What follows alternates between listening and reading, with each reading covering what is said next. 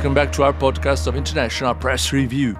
Italian shipbuilder Nova Marine, based in Sardinia, has expressed interest in investing in Indonesia with the aim of turning the country into a manufacturing hub for the Asia-Pacific market. The plan emerged during a working visit by Indonesian ambassador to Italy, Junimar Girsang, to Nova Marine's shipyard in Sardinia on July 27 and 28. The story was reported by Monitor Indonesia on 31st of July.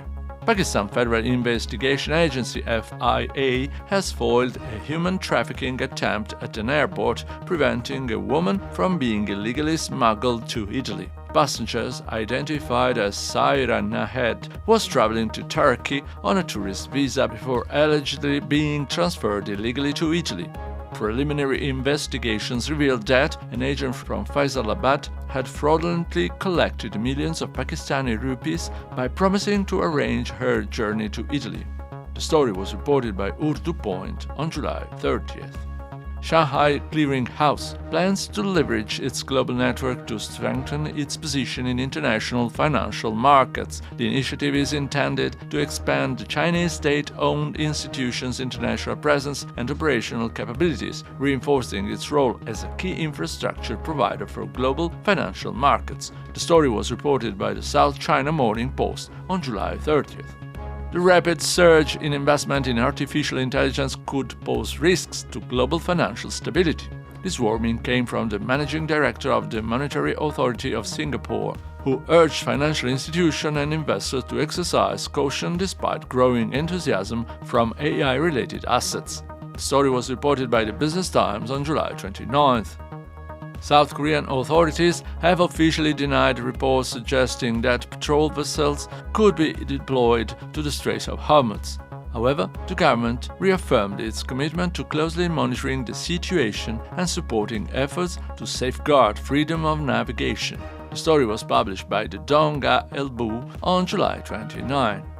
Mongolian authorities are preparing to establish specialized urban search and rescue teams aimed at improving emergency response capabilities. The project has been made possible thanks to the support of the Swiss Agency for Development and Cooperation, which has provided both technical expertise and financial assistance. The story was reported by Monseim News Agency on July 28th.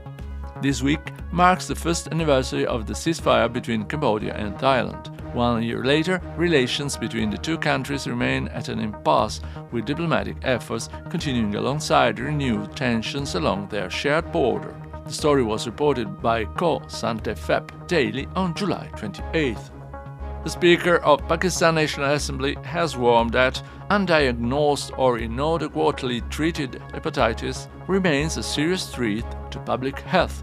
He stressed that prevention, access to quality healthcare, and greater public awareness should remain top government priorities. The story was published by Pakistan Today on July 27. The music event entitled Sound of Revolution MPM Kilanas Edition showcased local musical talent in Brunei as part of celebrations marking the 80th birthday of Sultan Hassan al Bolkiah.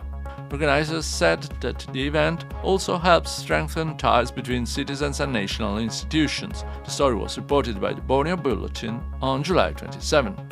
Foreign investors expect a recovery in artificial intelligence-related stocks on Taiwan's stock market despite growing geopolitical uncertainty.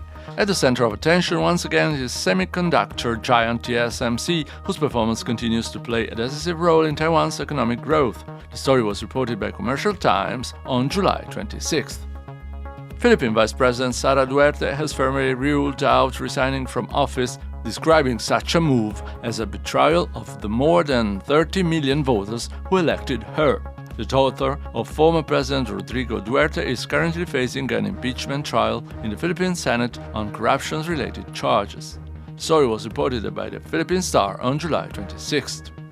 Vietnam's government has issued a new package of directives aimed at boosting economic growth and improving public administration. Key measures include removing bureaucratic obstacles for businesses and introducing tougher penalties for certain corporate offenses. The story was reported by Bao Moi on July 25. Malaysia hosted the LS2 Asia and Oceania International Convention 2026, a major event for the global motorcycle industry.